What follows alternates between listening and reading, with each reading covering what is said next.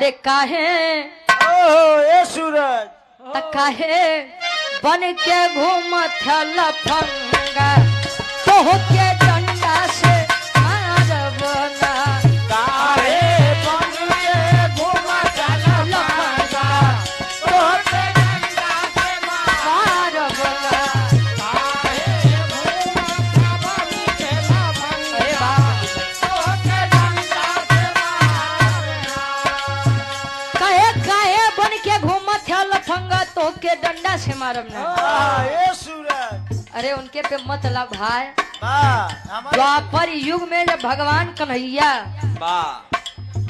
गोपिकाओं का वस्त्र ले जा करके छुपा देते थे।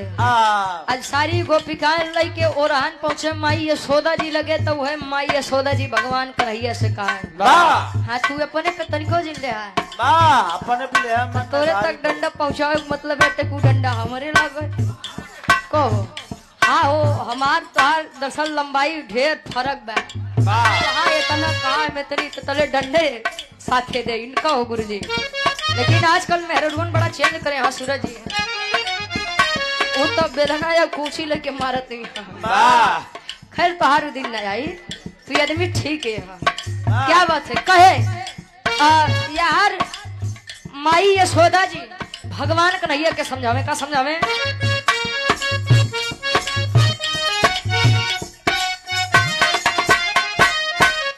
कहे लड़की देख के मरबा नजरा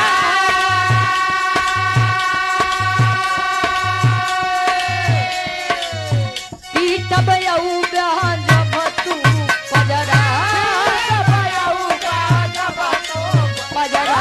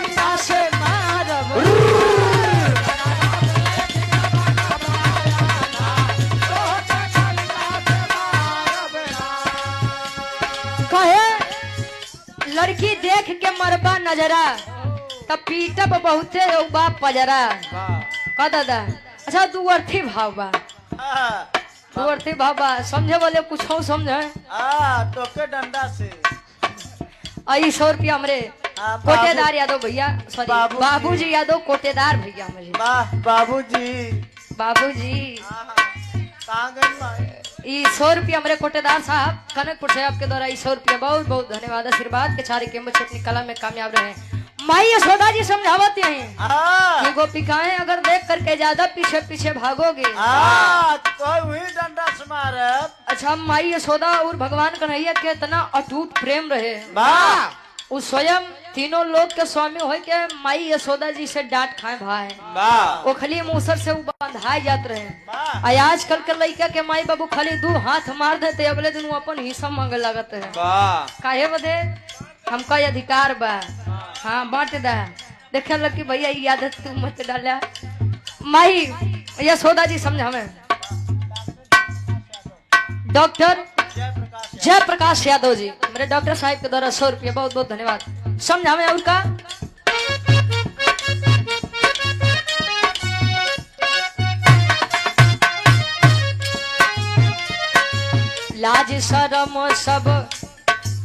लाज शरम सब दई के धोया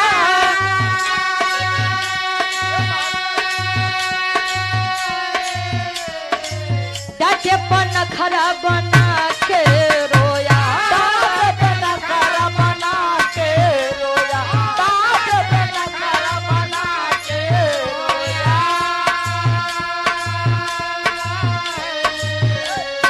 गायब राब संतस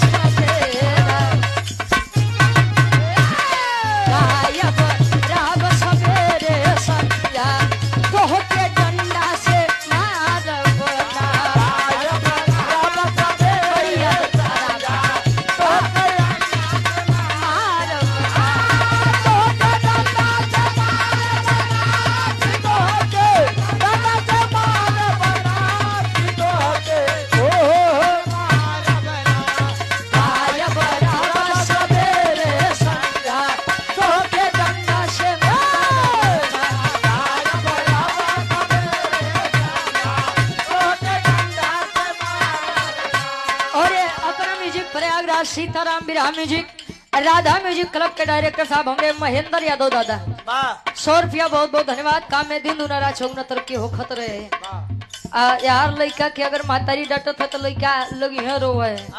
आई सेम चीज भगवान को नहीं करे। वाह मूली नीचे का लड़का विष्ट हो जाए। कहे गायब रहा बस सवेरे संजा, बड़ा नलायक।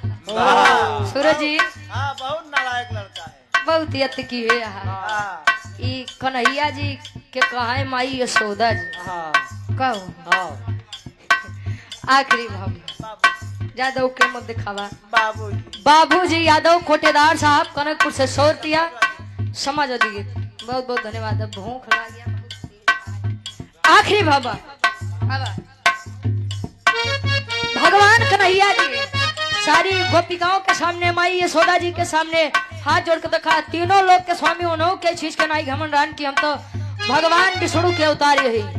आज कल आदमी खाली तनी सा रुपया पैसा धन दौलत शोहरत पाई जाए तो ये अनहरात बा कि लागत बा ओकरे जोगे के है ये नहीं बा। भगवान कन्हैया जी माफी मांगते हैं हाथ जोड़ के कैसे।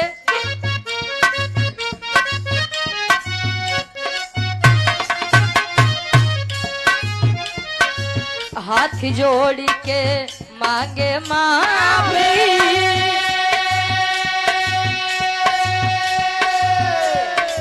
चल चरावे